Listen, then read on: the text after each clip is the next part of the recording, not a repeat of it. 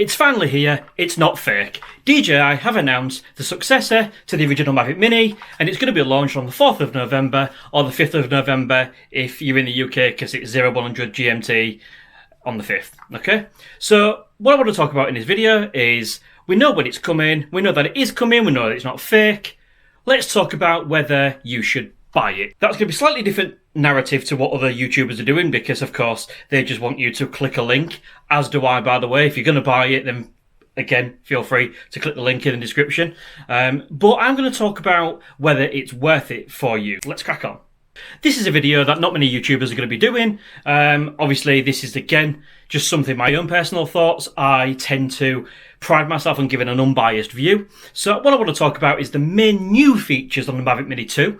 Obviously, as a brand new drone flyer, the Mavic Mini 2 is, the Mini 2 is by far the drone to go for. At the end of the day, it comes as 4K standard, it's got OcuSync, which is going to give you a better signal, and it's got RAW capabilities, and it's got a little bit of follow me, and it's got a higher wind resistance than what this does, which of course is the Achilles heel of the little Mavic Mini.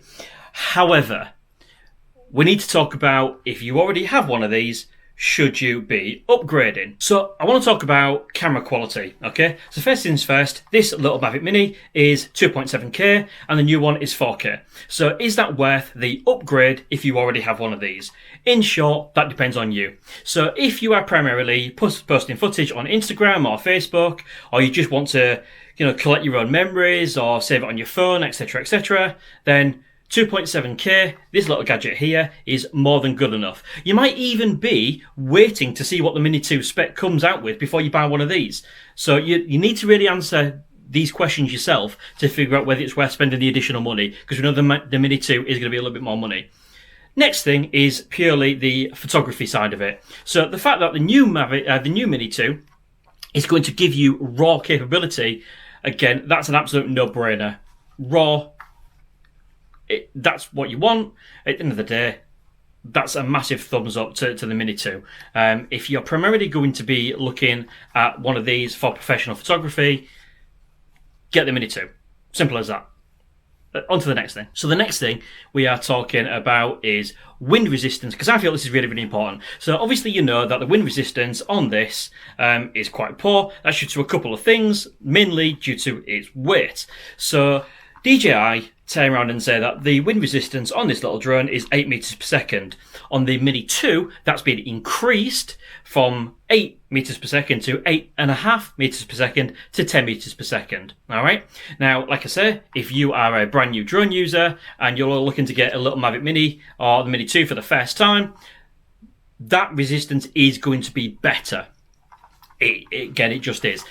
The issue is, though, obviously, the limiting factor behind these drones really is the weight. So even though it's got slightly more powerful motors as the Mini 2, you've still got a really, really lightweight drone.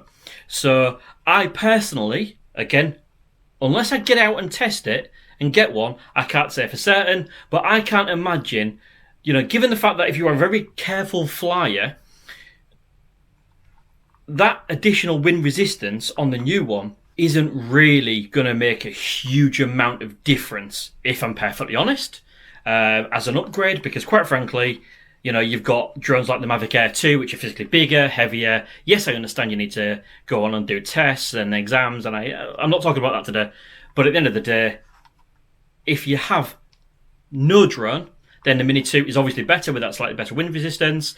If you have one of these, then I don't feel that changing up to the new one is going to give you that much of an advantage over this, because it's still the lighter weight drone, and really it's what's making it more susceptible to the wind. Okay, so again, just trying to give you a balanced argument. Right, so the next thing is obviously the connection. Now, we all know the Mavic Mini, again, running on Wi-Fi rather than OcuSync 2.0, which the Mini 2 is going to have. That was, again, its second Achilles heel. So what's better about OcuSync? Well, a lot, really. But here's the thing. I have built this channel, like I mentioned in the previous video, I've built this channel on basically this. I've built my channel on trying to get a better range from the Mavic Mini.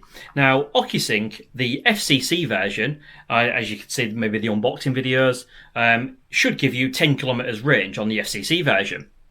Here in Europe, I would strongly suspect we're not going to get that amount, probably half that, so 5 kilometers. Now, I have proven many times on this drone that I can get 5 kilometers using range extenders and switching to a manual channel. Again, if you haven't seen that video, I will pop a little card above my head right about now, and obviously you can go check that out if you are currently a Mavic Mini owner and you want to get better range, or you're struggling, whatever.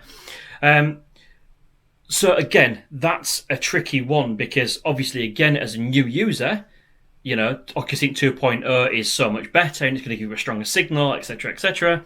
But again, just my own personal thoughts, given the fact that with the help and knowing how to control the drone properly, and with some range extender, you can get this to 5 kilometers anyway. Obviously, if you're out in America and you're going to get the FCC version, there's no questions, the Mini 2 is miles better. You will get a better signal in an urban area with OcuSync 2.0. Don't let me dismiss it, but is it worth the upgrade? Probably, but again, it depends on what you're flying and where you're flying. Obviously, if you are flying mainly in an urban environment, in a city, then OcuSync 2.0 is going to be so much more better for you. But of course, again, if you're out in the countryside, out in the wilderness, out there with not much Wi-Fi interference, this is again a very capable drone. So let's wrap up. Right, so to summarise, obviously, the new Mini 2 is coming out in a couple of days, on the 4th of November. It has been confirmed. Well, it hasn't been fully confirmed, but DJI have posted this, and then obviously we know what's coming. Is it right for you? 4K, do you need it? If yes, get the Mini 2. If you don't, and you're not posting full 4K footage on YouTube, probably not. As for the raw photography, raw files, absolutely, fully worth it. No, can't say anything else about that. Okay. What else? We have, again, the wind resistance. Same again, I'm just repeating myself now. Wind resistance. If you're going to get a new drone, get the Mini 2. And if you've already got this, I can't see the benefit of upgrading. But of course, if I get my hands on one, I will obviously test that out for you guys as well. And lastly, we're talking about the connection issues. OcuSync, main benefit, stronger signal. Of course, in urban areas, but if you're mainly out in the sticks, you can improve the range using methods that I've already discovered on this channel. So, at the end of the day, the original Mavic Mini is still an absolutely more than capable drone, and I would still suggest you buy one. If you're brand new to drone flying and you don't require any of the features that I've said, especially 4K or RAW, if you're just sort of a hobbyist user and you're not really into the professional stuff, then this drone will do absolutely fine. And of course, it's going to be a little bit cheaper. If you do want all the benefits of the Mavic Mini 2 or the Mini 2, that is coming out in a couple of days' time. You can order it, get there first. There is a link in the description below, which you can click. And then, of course, as soon as it's out, you'll be able to order it from the DJI website. There will be other retailers as well, so keep an eye out for those. But anyway, guys, waffling on. Going to wrap up this video there. Wanted it to be a slightly shorter one than normal. Thank you very much for watching. There will be a few cards popping up around my head just to show some of the other bits and pieces that I've done with this. And again, talking about if you want to extend your range, you can do that. And the full specs of the Mini 2 I have covered in another video, so make sure you check that out as well. Thank you very much for watching, and see you on the next one.